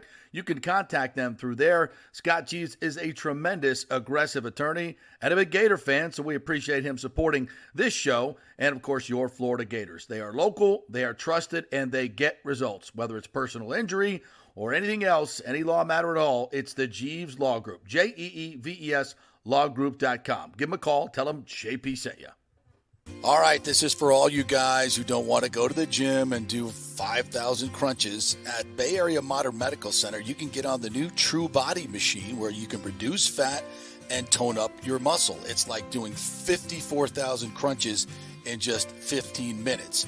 Define your body as you see fit. True Body offers personalized muscle stimulation that delivers the equivalent of those 54,000 crunches in just 15 minutes. Just get in touch with them at Bay Area Modern Medical Center, BAMMC.com. Chris Lugo and the team over there will set you up on True Body and get amazing results. Non-invasive with comfortable and little to no pain and zero downtime. You can isolate and target those areas that you want to improve and treat multiple areas simultaneously. It's an amazing machine, so check it out at Bay Area Modern Medical Center, BAMMC.com. JP here to ask the question, are you planning an event, meeting, or conference? If so, you'll want to call the designers and production professionals at Extravaganza Productions Incorporated. With over 35 years of experience in the events industry, designing and producing every type of small to large event, they can provide a huge resource for design ideas, audio, visual, sound, lighting, decor, and entertainment to turn your event into an incredible experience for the entire audience. Folks, I've worked up close and personal with this group at many national events and Tampa events, and they have unique capabilities that help you save time and money in the planning and execution of your next event. Don't delay. Call these pros today at 813-621-4700 or check out their website at extravaganzaproductions.com. Tell them JP sent you, and they'll provide a free initial consultation for your event. Extravaganza Productions, the best in the business. Golfers, listen up. The hottest new driving range craze has come to Rogers Park in Tampa. The Top Tracer range is now open 10 to 9 p.m. And just like you see on TV, every shot is tracked for yardage and accuracy, giving you immediate feedback. And best of all, you can virtually play the top courses like Pebble Beach or St. Andrews with your buddies. Plus, great food and drink options available in the well-appointed hitting bays. Very comfortable out there. Reservations highly recommended, starting at $25 per hour, including balls. Reserve at RogersParkGolf.net. That's RogersParkGolf.net. See you there. Let's go. Right now, back to the show on FanStream Sports. All right, welcome back to the JP Peterson Show here as we talk a little personal health with our good friend Chris Lugo from Bay Area Modern Medical Center. What's up, Doc? How are you? Guys, how's it going? Our boy Nick is hungover today. Tell him your story, Nick. He's on your weight loss plan. Oh gosh, I went to the Zach Bryan concert last night at Raymond James, and I was tailgating for a long time. And I had a few drinks there. I had more inside. And the biggest mistake that I made, though, was I ate lunch at like noon, and I didn't eat anything else until I haven't eaten anything since, because this morning I tried to get something in my system and I could not hold anything down. And I'm all over the place. My system is just, I weighed yesterday and I weighed this morning and there was a 6-pound difference. Like there is nothing in me right now. Nothing. It's all come out. I threw up in my car on the way home. And I have yet to address it today. And I'm scared to go in there. I've had a whirlwind of the last 12 hours. So there you go. Well, Doc, what do you think? What'd you learn? Alcohol is very bad. Don't drink it. Have a Pepsi, have a water, anything but alcohol. Just don't do it. Gummies are great, man. You don't have a hangover the next day. And when somebody passes you a fireball, like one of those little fireball things, number one, just throw it away or pour it out when no one's looking. Don't drink it. And then don't do it again 30 minutes later. Don't have 2 of them while drinking beer. Don't do it. That's what I learned. At least the gummies enhance the concert. I don't think alcohol enhances it. Yeah. No, we learned. All right. What's your hangover remedy, Doc? If the gut's working, let's use the gut. But if not, call my buddy Matt England. He'll get you hooked up with an IV. Yes. Matt'll take good care of you. Kind of kickstart since you're probably down 6 pounds of water. Yeah. Those 70% of your muscles are water. So water is very important for the human body. All right. So if you can't get the IV, what's in the IVs that you should try to throw into your body? What's in them? Yeah.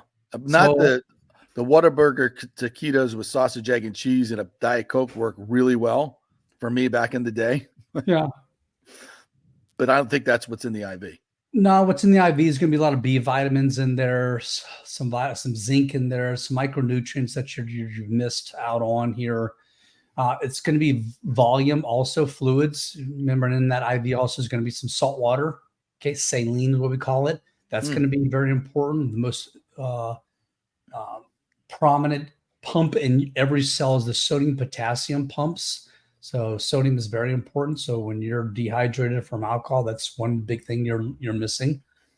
It's the sheer thing. Then you can put a little Zofran in there for the nausea to kind of calm the stomach down. Throw a little Pepsid in there. That's going to calm the stomach down that you've pissed off with all that alcohol. That's going to be the big thing. Yeah. People Myers cocktails, but that's a generic term. Yeah. There's little tidbits that you want to throw in there to kind of get more bang for your buck. You know what you should come up with is the IVs you can do yourself, maybe self-injectable IVs. Yeah. I self-inject I self-inject the testosterone, obviously. So if I had a vial of the Myers cocktail or whatever, I know it's not IV, but it's similar, right? No, that's beside the point. No. Would it be? The gut's working, use the gut. If you can keep things down, like bone broth right now, Nick, that's probably one of the best things you can do, some bone broth. Protein, hydration. It's going to have a little bit of salt in there too. Ooh, that's a win-win right there. It's not a lot of volume, right? It's not like you're trying to get down a cheeseburger, but bone broth. Yeah, the banana that I tried to eat this morning, that did not work out well. Yeah. It did not work out. In the bone broth, you can nurse it down. You don't have to try to chew it. It's just going to slurp on down. Okay. Like beef broth or chicken broth, broth? Yeah. Kettle and Fire is one I like. Beef broth. Yeah. Oh, good. Okay. That's a good one. All right. Thomas Casper asked, do you request an extended blood profile with things overlooked like PSA? Do I request an extended blood profile? Yes, PSA, prosthetic specific antigen. That's the blood work for the prostate. That should start at 50 years old, unless you've got a family history of prostate cancer, then it's 45. But even then, when you get a PSA, guess what else you get? Oh, yes. Yeah, they go together like peas and carrots. But yeah, you should be getting a PSA done once a year. You should be getting your rectal exam done once a year. Oh, but I had a colonoscopy. Gastroenterologists don't care about your prostate. They really don't. Unless it was so big, they had a document when they're shoving the camera up there, or they're very anal retentive. But Yes. Yes. They talk about it, but otherwise they could care less about your prostate. It gets in their way when they're putting their camera up there. So do your physical exam and make sure that it's completely done. It's completely done. But remember, you need the finger wave too. Okay. Because you can have a normal PSA and a nodule on your prostate. That could be a very aggressive prostate cancer. Gleason 3+4, 4+3, Gleason 4+4. Those are bad cancers. And I read this on Facebook the other day. Somebody said that he got a PSA last year, and then they just found out that they had prostate cancer, and it was aggressive. And we're hearing these turbo cancers connected to the vaccine. This is real stuff, right? Yeah. So do we need to step up our PSAs more than once a year now because these cancers are so aggressive? No, I think once a year is perfectly fine unless you got a strong family history. But also you want to look at what's called the PSA velocity. How quickly is that PSA? PSA can be age dependent in the sense some urologists are a little more intuitive and will say, hey, a 45-year-old guy and younger should really truly have a PSA less than 1.5. 55 years old, 2.5. 65 years old, 3.5, and then we let you float up to 4. If you're greater, so if I get a 44-year-old guy who comes into practice and his PSA is 2.8, I'm going, yo, why you're 2.8? Like, did you have crazy sex the night before? Did you have anal manipulation? Hey, is that a lab? You cover all the bases. Wow. Well, there's a lot of different things. Like, hey, I had sex last night. We had sex 4 times in one day. It was crazy. Like, hey, I expect to have an elevated PSA because of that. Wow. My gay patients, I ask them, hey, did you have sex the night before? Like, abstain, please. It's going to make the PSA higher than it really is. So you got to figure out why that PSA is elevated. This is why PSA gets a bad rap, because most providers who are not urologists, don't know what to do with that PSA when it's elevated. Interesting stuff. We have another question. Chris, is there a supplement that I can take to get intoxicated quicker on expensive airport bar drinks? Gummies. Okay. Gummies. There you go. Thanks, Tim. Appreciate that, Tim. Yeah, absolutely. Thomas wants to know how important potassium is. It's important. There's no anal analysis. But Tom, your potassium is pretty regulated in your body. The Homo sapiens is a pretty resilient organism. It's going to regulate the sodium potassium pumps very fine-tunedly on a regular basis. Taking too much potassium is a bad thing that can put you into a cardiac arrhythmia. Having too low potassium, patients who are on some diuretics, they can lose their potassium. That can also put them into an arrhythmia. All right. So, but the human body usually does a pretty good job on regulating potassium. I wouldn't say taking potassium supplements on a regular basis is a good thing. Not at all. Oh, okay. Just eat a banana, right?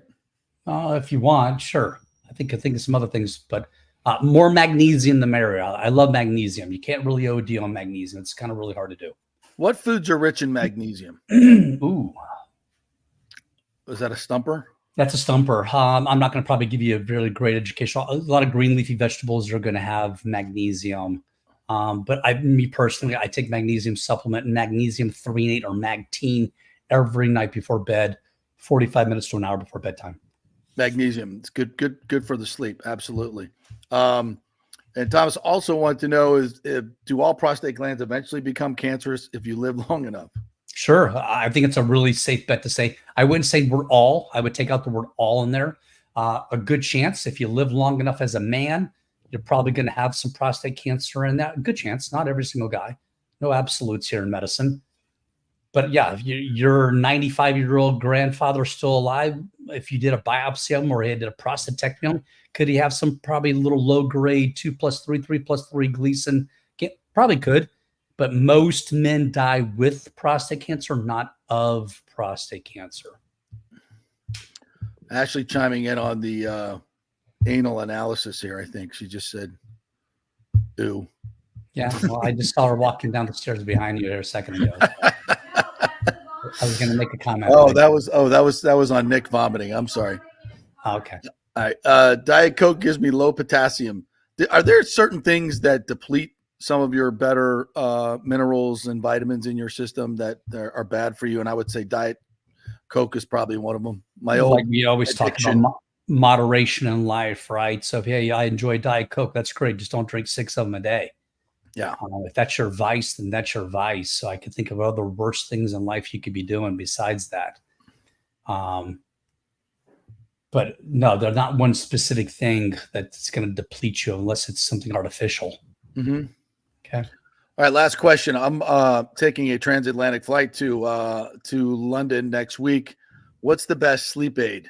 What would you recommend? Magnesium and what else?